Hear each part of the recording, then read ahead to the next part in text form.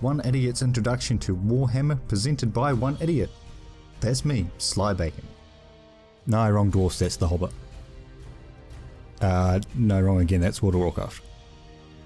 No, that's Snow White and the Huntsman with that chick that never smiles. Oh, how did that get in there?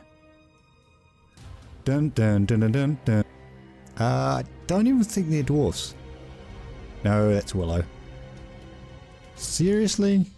That's Gimli from Lord of the Rings. Oh hell yeah, those ones. Yeah, those ones. Oh hell yes.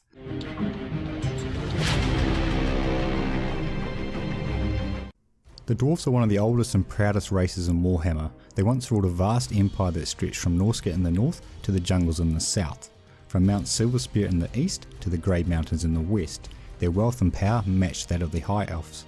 Speaking of elves, in many fantasy worlds the dwarfs and elves have a strong mistrust, if not outright hatred for each other. Warhammer Fantasy is no different. In Warhammer this hatred streams back to around the time of negative 2700 IC when a dwarf ambassador, who happened to be the cousin of the High King, demanded that Elven Phoenix King Calador II be accountable for alleged atrocities that elves had inflicted on the world over the previous centuries. Elves of the time, full of arrogance and pride, were scorned by the dwarf's accusation and forcefully restrained the dwarf, slowly cutting off his beard. Beards to dwarfs are the ultimate symbol of pride, influence, power, everything good and awesome in the world, so to have one cut off is the biggest insult anyone can inflict on a dwarf. The ambassador returned to his cousin, the High King, with a message. If the High King personally begged for the Phoenix King, he would receive 1 gold coin in compensation. This insult is recorded in the Book of Grudges as the biggest insult ever inflicted upon the dwarf race, and led to the greatest war ever fought between the two races. The Book of Grudges is exactly that, a giant book full of grudges held by the dwarfs, and grudges are never forgotten by a dwarf. The dwarven people as a whole are short, sturdy and strong, brilliant craftsmen, excellent warriors, and the greatest miners and tunnelers in the world. They prize loyalty above all else, to themselves and anyone they are indebted to. Due to the steadfast loyalty, they are amongst the most united races in the world. Despite this, like all races, they have a darker side, as no one can escape the grip of chaos. During the year negative 5500 IC, chaos began to consume the world. The Dwarf Lord Grungni taught his people how to delve deeper beneath the mountains to avoid the chaos threat. Hiding in safety, most of the dwarfs avoided the influence of chaos, but not all. Communication with the eastern dwarf kingdoms was lost, and these dwarfs fell under the influence of chaos. The Chaos Dwarfs were born. The collapse of the Great Dwarven Empire happened during the Time of Woes, around minus 1500 IC, when the Skaven, intent on expanding their empire, fed huge amounts of quantities of warpstone into an ancient biological machine that shook the mountains themselves as if they were the sea in a massive storm. No dwarf settlement escaped the calamity, as walls and mines collapsed. Many that were left standing were flooded. It was at this time that the orcs and goblins emerged to inflict a new plague upon the land.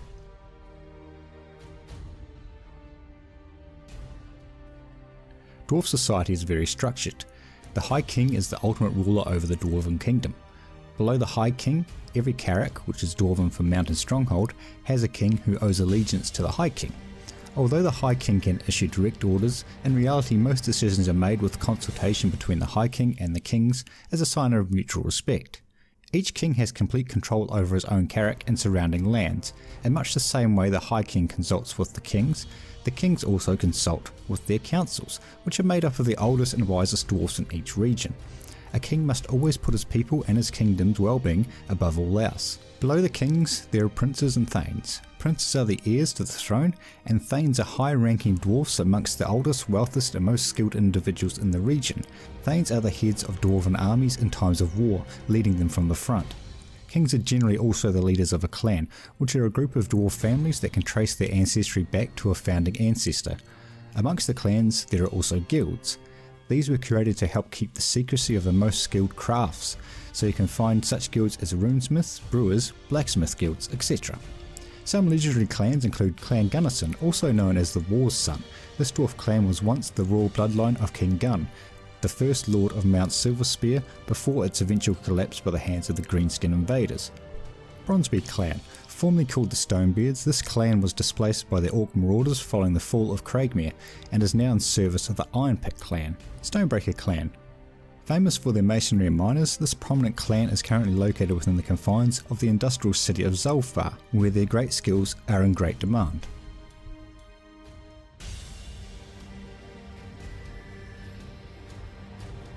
High King Thorgrim Grudgebearer. Thorgrim Grudgebearer is the current High King of the Dwarven race. The Great Book of Grudges is entrusted to him, sitting upon the throne of power and brandishing an axe of Grimnor. Thorgrim is at the front of what the dwarves hope will be a great conquering. Slayer King Ungrim Ironfist. As a slayer he has sworn an oath to seek out death in battle against the deadliest foe he can find, but as a king his oath is to defend and protect his people.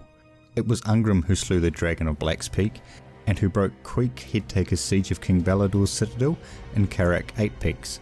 The Slayer King has beaten Org mercenary Golf Gang Maneater and held off a Chaos army in the Battle of High Pass.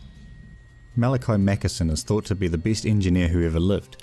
He was kicked out of the Guild of Engineers after the first airship fiasco, which exploded on takeoff, killing 30 experienced engineers, and he became a Slayer. Thane Uther is a notable dwarf because of his heroic attempt to retake the lost hold of Carrick Van, with nearly 300 dwarfs against over 10,000 Skaven. Dwarfs have no cavalry, monsters or magic units. They make up for this with godlike infantry units, effective ranged units including war machines and rune priests. The dwarfs will suit players who prefer stability, dependability, defensive playstyles and earth-shattering firepower. Just a quick note on rune priests and what runes are. Runes capture magical power within them, and then these runes are crafted into weapons and armour, granting the item magical power. So although the dwarves don't directly use magic, some of their weapons and armour are enhanced by it. The Dwarf Warrior. Warriors will form the backbone of every dwarf army. Determined and arrogant in equal measure, dwarf warriors make the most steadfast of fighters in the world. Dwarf Slayers. Slayers seek death in combat in order to atone for some wrongdoing.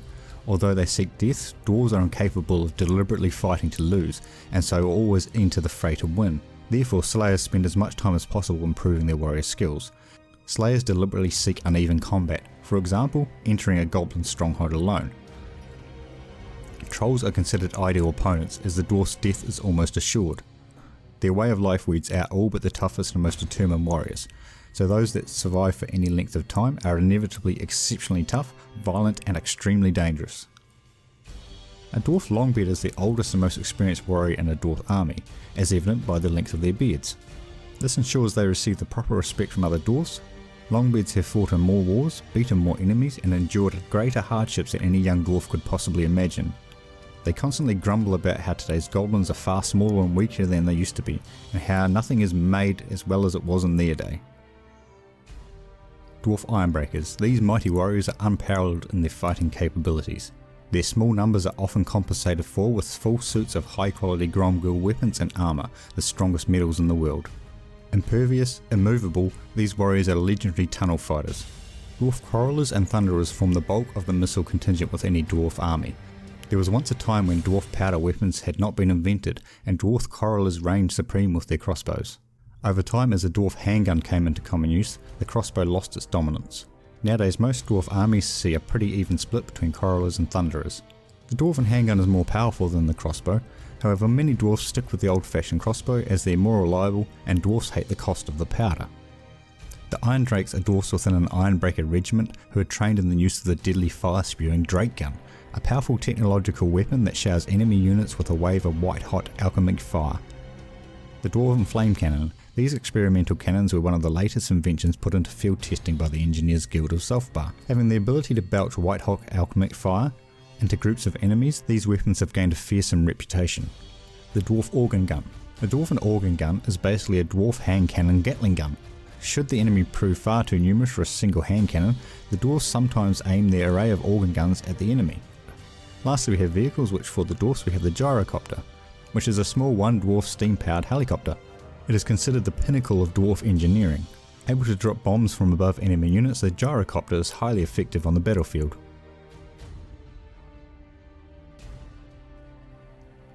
Alright guys, that brings us to the end of our introduction to the dwarfs. Now I have to say, compared to the orcs, the dwarfs have about 10 times as much stuff to read through than what the orcs do. So hopefully I've been able to pinpoint some key areas that you guys found interesting.